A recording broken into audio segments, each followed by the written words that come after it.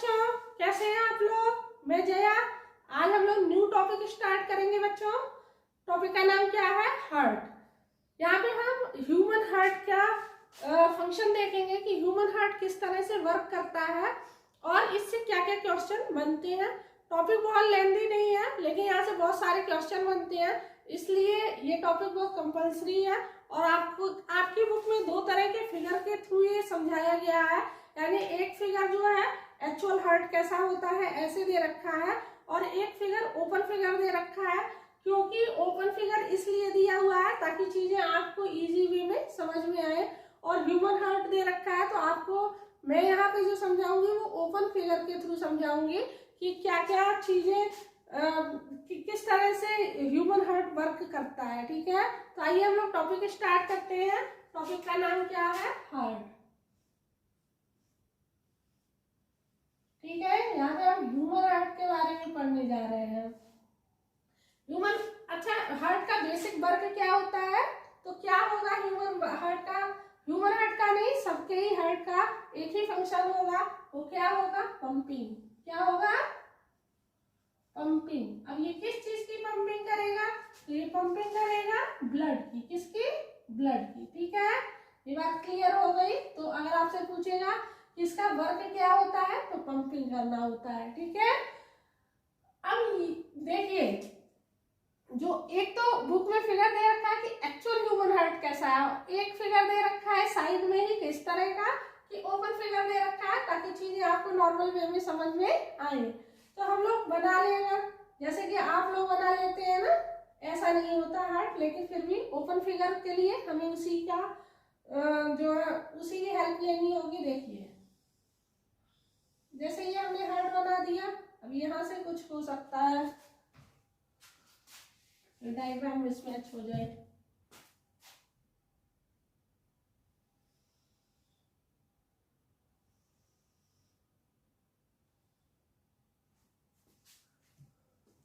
ठीक है,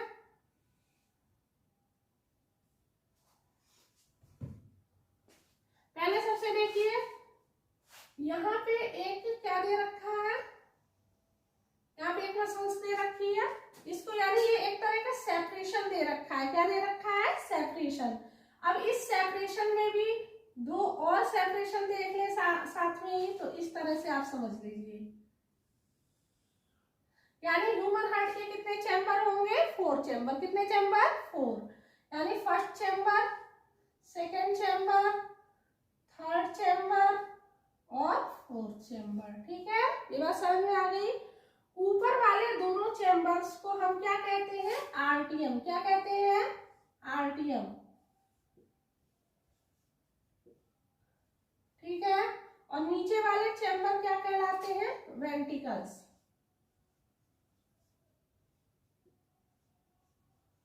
क्लियर है? तो अब देखिए, ये वाला पोर्शन क्या कहलाएगा? लेफ्ट। ये क्या कहलाएगा? लेफ्ट। और ये वाला क्या कहलाएगा? राइट। ठीक है, ऐसा जनरल वे में नहीं होता है। लेफ्ट एक्चुअल ये वाला एक्चुअल राइट है, ये वाला लेफ्ट है, लेकिन आप इसको स्क्रीन पर देखेंगे तो आपको पता है ना क्या होता है? बाइलेटरल हो जाता है। जब हम किसी चीज को शीशे में देखते हैं तो क्या होता है? बाइलेटरल होता है। इसलिए जब भी आप फिगर को यहाँ पर देखेंगे तो आपको लेफ्ट इसको रखना है और राइट साइड इसको रखना है। इतनी बात क्लियर हो गई। जब भी आप डायग्राम बनाएंगे तो हमेशा राइट साइड ये वाला रहेगा और लेफ्ट साइड ये वाला रहेगा। ठीक है, इतनी। अब ये आरटीएम है और ये क्या है? वेंट्रिकल्स है। आरटीएम में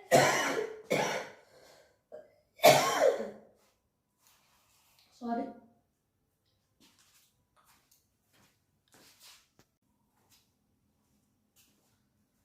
बॉडी में यहाँ पे जो, अब आपने क्या समझा कि इसमें 4 चैम्बर दे रखे हैं। किसमें? ह्यूमन हार्ट्स में कितने चैम्बर होते हैं? 4 चैम्बर। ठीक है, तो पहला क्वेश्चन तो यही बनेगा कि ह्यूमन हार्ट में कितने चैम्बर है? 4 चैम्बर। अब ये चैम्बर्स के वर्क क्या है? तो जैसे फर्स्ट, सेकेंड, थर्ड, फोर्थ दे रखा है, तो सबसे पहले ब्लड यही आएगा फर्स्ट में, फिर सेकेंड में, फिर थर्ड में, फिर फोर्थ में। ठीक है, तो देखो यहाँ पे दो इस तरह का, इस तरह से यहाँ पे दो जो है क्या दे रखी है, मसल्स दे रखी हैं, है ना, यानी कि पाइप लाइक स्ट्रक्चर दे रखा है, आप ऐसे समझ लीजिए, है ना, जैसे पाइप लाइक स्ट्रक्चर। ये क्या वर्क करेगा, तो क्योंकि ब्लड लेकर के आना है ना, तो ये क्या करेगा, सबसे पहले सुपीरियर वेना केवा, इस वाले को क्या कहेंगे, सुपीरियर वेना केवा, क्या कहेंगे,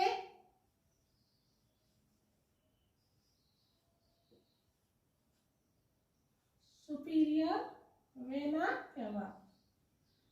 क्या वर्क करेगी ये, तो बॉडी के अपर पार्ट से, जैसे ये फेस है आपका, ये आपका जो है नेक हो गई, इन सब भागों से जो है ब्लड को ला करके किसमें देगी, तो इसको क्या कहते हैं, आरटीएम। कौन सा आरटीएम है ये, तो राइट आरटीएम है ना, राइट आरटीएम है ना ये। तो राइट आरटीएम को सबसे पहले सुपीरियर वेना केवा बॉडी के अपर पार्ट से ब्लड ला करके देगी, और फिर यहाँ पे जो दूसरी वो दे रखी है, दूसरा स्ट्रक्चर, इसको क्या कहते हैं, इंफीरियर वेना केवा। क्या कहते हैं, इंफीरियर वेना केवा। ये बात समझ में आ गई। Inferior vena, superior vena cava और इंफीरियर वेना केवा क्लियर हो गया।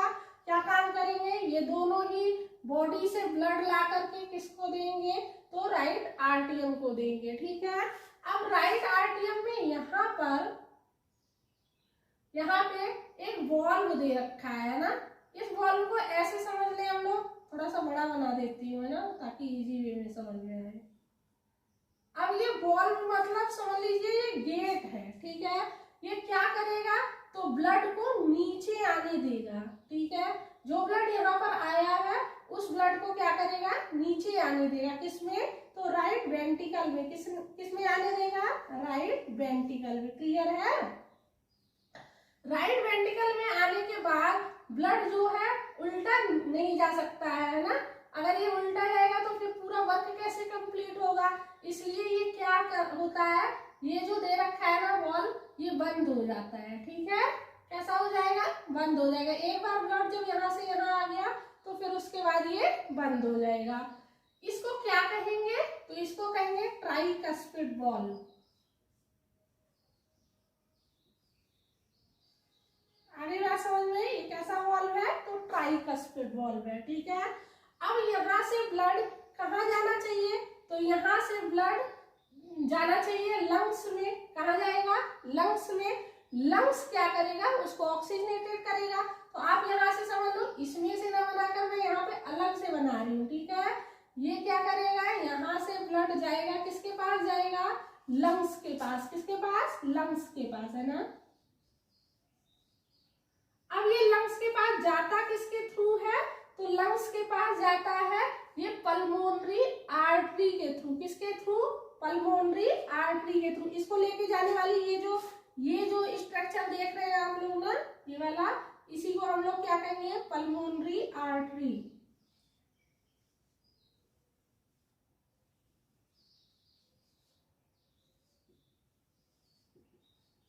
ठीक है।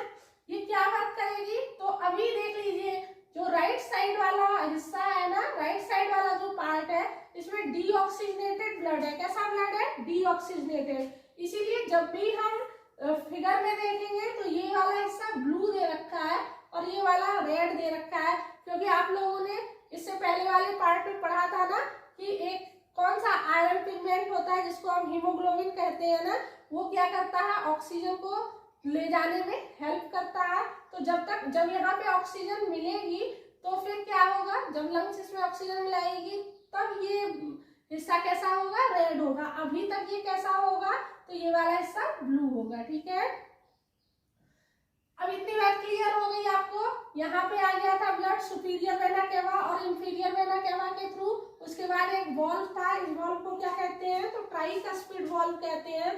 ट्राइकस्पिड वॉल्व के थ्रू ये नीचे आ गया, किसमें, राइट वेंट्रिकल में।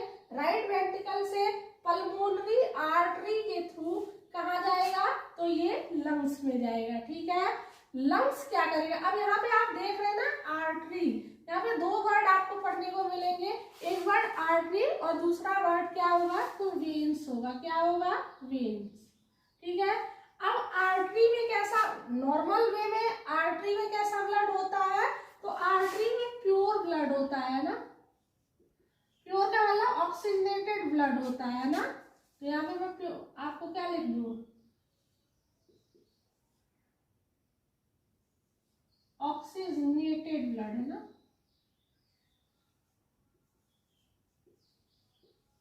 ठीक। और वेन्स में कैसा ब्लड होगा, तो वेन्स में डीऑक्सीजनेटेड ब्लड होगा, ठीक है। कैसा, आर्टरी में ऑक्सीजनेटेड और वेन्स में कैसा ब्लड होता है, तो डीऑक्सीजनेटेड।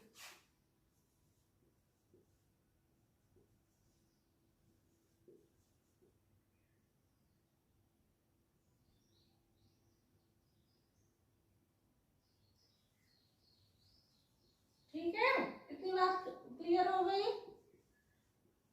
ठीक। आर्टरी और वेन्स का बेसिक वर्क समझ गए। आर्टरी में ऑक्सीजनेटेड ब्लड होगा और वेन्स में डीऑक्सीजनेटेड ब्लड होगा।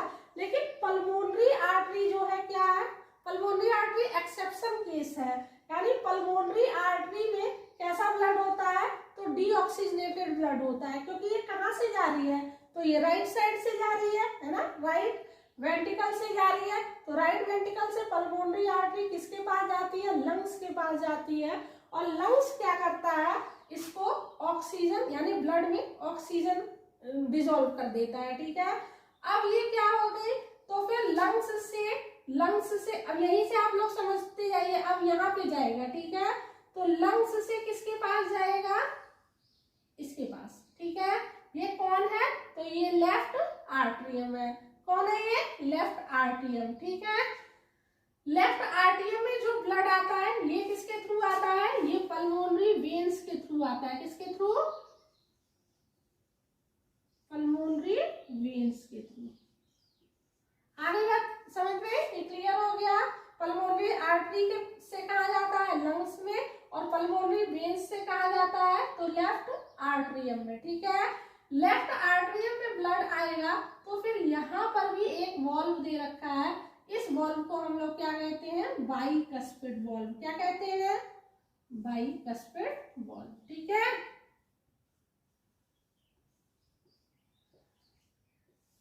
ठीक है, इतनी बात क्लियर हो गई।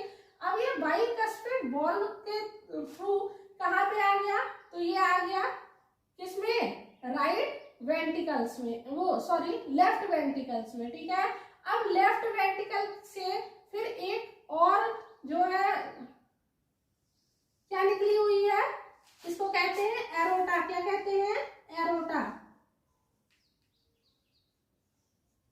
ये एरोटा क्या करती है, ये होल बॉडी में ब्लड को क्या करती है, सप्लाई करती है। क्या करती है, होल बॉडी में ब्लड सप्लाई करेगी। इतनी बात क्लियर हो गई, ठीक है। अब ये पूरा स्ट्रक्चर आपको सेम टू सेम लर्न रहना चाहिए। अगर ये लर्न नहीं रहेगा तो आपको चीजें समझने में प्रॉब्लम होगी, है ना। फिर आप क्लियर नहीं रहेगी चीजें तो फिर आप अच्छे से नहीं समझा पाएंगे किसी को, या फिर नहीं लिख पाएंगे, और लिखेंगे नहीं तो आपको नंबर नहीं मिलेगा, ठीक है। इसलिए स्ट्रक्चर सबसे पहले क्लियर होना चाहिए आपके माइंड में। अब देखिए यहाँ पे सबसे पहले आप ये समझिए कि ये जो दे रखा है, ये सेपरेशन पार्ट जो दे रखा है, इस सेपरेशन पार्ट को हम लोग क्या कहते हैं, सेप्टम। क्या कहते हैं सेपरेशन पार्ट को, इस सेपरेशन पार्ट को हम लोग सेप्टम कहते हैं। सेप्टम ऐसे याद रखिए, सेपरेशन और सेप्टम एक है, ठीक है। तो यहाँ ये पूरा क्लियर हो गया। अब देखिए इसकी जो मसल्स हैं, यानी कि जो हार्ट की मसल्स हैं, ये इनवॉलेंट्री मसल्स हैं। इनवॉलेंट्री का मतलब क्या होता है, वॉलेंट्री और इनवॉलेंट्री मसल्स हमने पढ़ी थी ना। वॉलेंट्री मसल्स क्या होती हैं, जो हमारी इच्छा पे वर्क करती हैं, ठीक है। लेकिन ये कैसी है, तो इनवॉलेंट्री है। क्यों है इनवॉलेंट्री, क्योंकि हार्ट आपके इच्छा पर वर्क नहीं करेगा। आप चाहेंगे कि ये काम करे, आप ना चाहेंगे ये काम करे, इससे मतलब नहीं है। इसको तो काम करना ही करना है। जब तक हमारी लाइफ है तब तक हार्ट वर्क करेगा, ठीक है।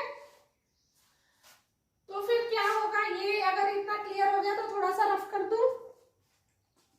चलिए यहाँ पे समझते हैं थोड़ा।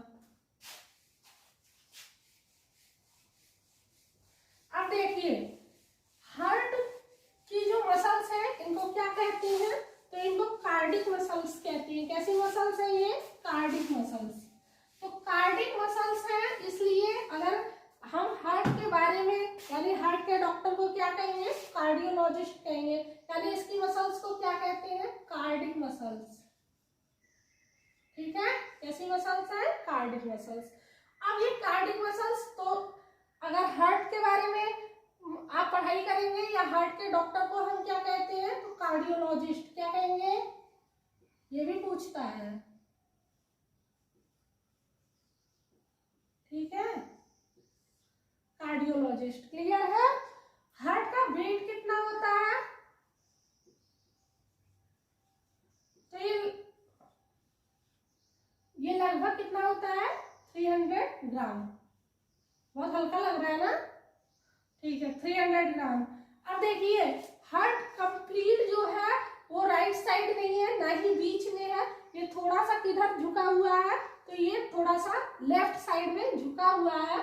इसलिए अगर मैं इसको, मान लीजिए हमने हार्ट लिखा ना, मान लीजिए ये हार्ट है, इस हार्ट को लेफ्ट साइड और राइट साइड दो भागों में अगर हमें डिवाइड करना है, तो इधर इसका वेट यानी कि ये वाला साइड कौन सा था, तो ये वाला राइट साइड था ना, तो राइट साइड में ये कितना है, तो इसका वेट राइट साइड में 80 ग्राम है, और इसका इस साइड वेट कितना रह जाएगा, अब 80 को निकाल देंगे तो कितना बचा, 300 में से 220 ग्राम। ठीक है, क्लियर है। ठीक, हार्ट की मसल्स को क्या कहते हैं, कार्डिक मसल्स। इसके डॉक्टर को क्या कहेंगे, कार्डियोलॉजिस्ट। इसका वेट कितना होगा, 300 ग्राम। अगर इसको हम सेपरेट करेंगे तो 80 ग्राम राइट साइड में, 220 ग्राम लेफ्ट साइड में रहेगा। अब देखिए और क्या क्वेश्चन यहाँ से बनता है, जो हार्ट हमने यहाँ पर ड्रॉ किया था, जो हार्ट हमने यहाँ पे अभी ड्रॉ किया था, इसमें ये मान लीजिए ये हार्ट ड्रॉ किया था ना, ठीक है,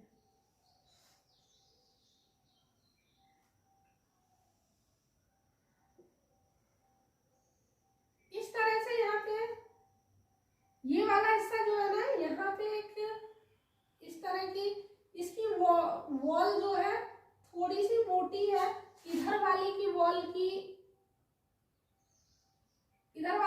की अपेक्षा जो है ये वाली वॉल मोटी है ना। क्यों मोटी है, क्योंकि इसको क्या कहते हैं, वैसे इसका नाम क्या है, इसको कहते हैं पेरिकार्डियम।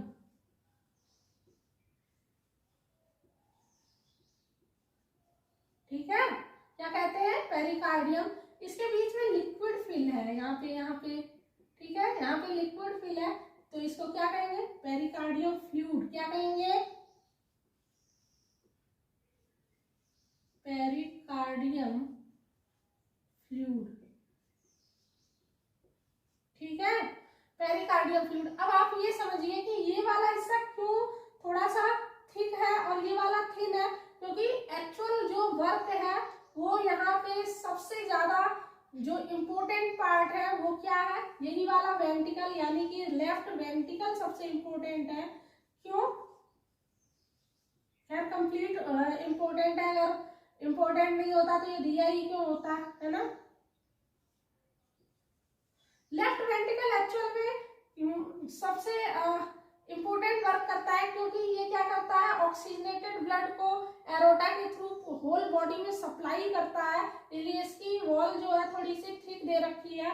और यहाँ पे आप ये बात समझिए कि आर्टरी पर जो प्रेशर होता है वो बहुत ज्यादा होता है, क्योंकि बॉडी को क्या चाहिए, ऑक्सीजन चाहिए। ऑक्सीजन नहीं मिलेगी तो बॉडी वर्क नहीं कर पाएगी प्रॉपर वे में। इसलिए आर्टरी जो है, यानी कि जो कि प्योर ब्लड सप्लाई कर रही है, ये ऑक्सीजनेटेड ब्लड को सप्लाई कर रही है, उन पर प्रेशर बहुत ज्यादा है।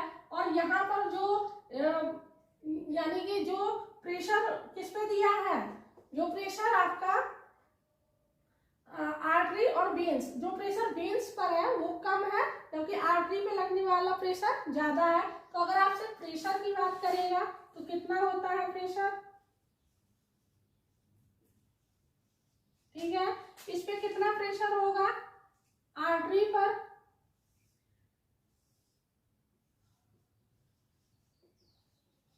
आर्टरी पे प्रेशर होगा 120 mm, ठीक है, पर Hg ऐसे मेजर होगा, ठीक है। और वेन्स में भी, वेन्स में कितना होगा तो 80 mm Hg ऐसे ही मेजर होगा। यहाँ से कई बार क्वेश्चन पूछा है इसकी जो मेजरमेंट यूनिट है उसको लेकर के, ठीक है। अब देखिए हार्ट क्या करता है, तो हार्ट एक बार तो एक्सपेंड होता है और एक बार क्या होगा तो कॉन्ट्रैक्ट होगा, ठीक है। तो जब भी हार्ट, एक बार जब हार्ट में ब्लड आता है, ठीक है, तो वो क्या होता है रिलैक्स हो जाता है।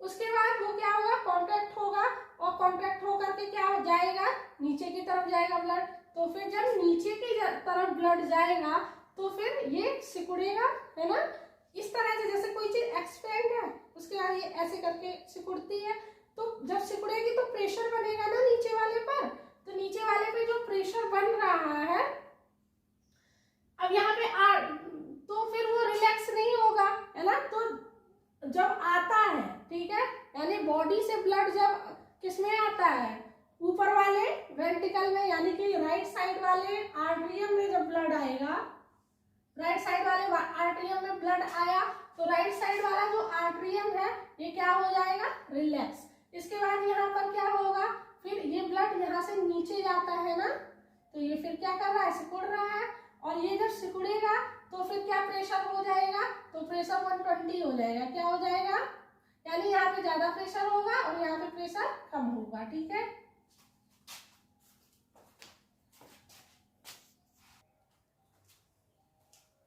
अब यहाँ पे आपको क्या रह गया समझने के लिए, प्रेशर समझ लिया आपने, पूरा इसका फंक्शन समझ लिया। अब क्या रह गया था समझने में, यानी हार्ट बीट रह गई थी। क्या समझने के लिए रह गया था, हार्ट बीट। अब हार्ट बीट क्या है, ह्यूमन हार्ट्स 1 मिनट में कितनी बार,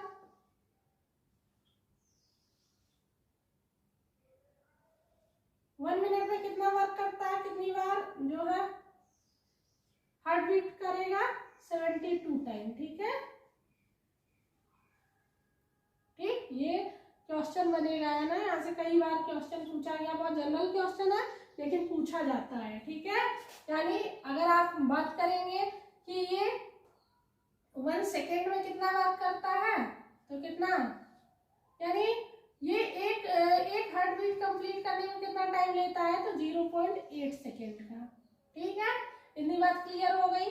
अब देखिए और भी कुछ छोटे छोटे क्वेश्चन बनते हैं, जैसे कि क्वेश्चन क्या बनेगा कि मान ली जो मैमल्स हैं, कौन, मैमल्स, मैमल्स समझते हैं ना, मैमल्स यानी कि जो क्या करते हैं बेबी प्रोड्यूस करते हैं, डायरेक्ट बेबी प्रोड्यूस करते हैं, है ना, वो क्या कहलाते हैं मैमल्स, और अपने बच्चों को दूध पिलाते हैं। तो मैमल्स में कितना चैम्बर होता है, 4 चैम्बर। कितने चैम्बर होते हैं, 4 चैम्बर। और जो बर्ड्स हैं, बर्ड्स के हार्ट्स में भी कितने चैम्बर होते हैं, तो 4 चैम्बर, ठीक है, क्लियर है। और किसके, जो पानी में रहने वाले जीव हैं, यानी कि जो फिश हैं, इनमें कितने चैम्बर होते हैं, तो इनमें 2 चैम्बर होते हैं, ठीक है। और जो एम्फीबियन है, एम्फीबियन कौन होते हैं बच्चों,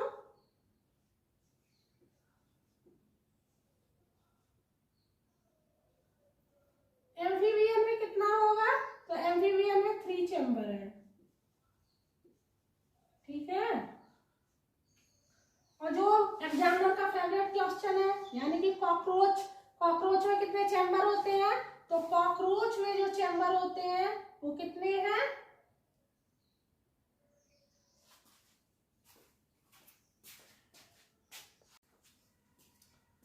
क्या देख रहे थे हम लोग, हार्ट बीट। तो हार्ट बीट 1 मिनट में कितनी टाइम हार्ट जो है सॉरी 1 मिनट में हार्ट कितनी बार कॉन्ट्रैक्ट होता है, 72 टाइम कॉन्ट्रैक्ट होगा, रिलैक्स होगा, कॉन्ट्रैक्ट होगा, रिलैक्स होगा। जब ये कॉन्ट्रैक्ट और रिलैक्स होता है तो इसमें एक तरह का साउंड होता है, उस साउंड को हम लव डब साउंड कहते हैं। क्या कहते हैं? Love dub sound. ठीक है, कितनी बार होगा? 72 टाइम। अब अगर एक बार आपसे पूछे कि एक बार कॉन्ट्रैक्ट होने में और एक्सपेंड होने में कितना टाइम लेगा, तो 0.8 सेकेंड का टाइम लेगा। ठीक है, अगर बहुत डीपली क्वेश्चन पूछेगा तो ये भी पूछ सकता है। ठीक है, अब देखिए सिस्टोलिक प्रेशर और डायस्टोलिक प्रेशर क्या होता है। सिस्टोलिक प्रेशर किसमें होगा? तो सिस्टोलिक प्रेशर होगा आर्टरीज में। किसमें होगा? आर्टरीज में। क्यों? क्योंकि आर्टरीज क्या कर रही है? ऑक्सीजनेटेड ब्लड को कहाँ सप्लाई कर रही है? बॉडी में सप्लाई कर रही है। तो इन पे प्रेशर ज्यादा होना चाहिए, क्योंकि बॉडी को तो ऑक्सीजन की बहुत ज्यादा नीड है ना, तो इनका प्रेशर ज्यादा होगा। इसी प्रेशर को हम क्या कहते हैं? Systolic pressure. क्या कहते हैं?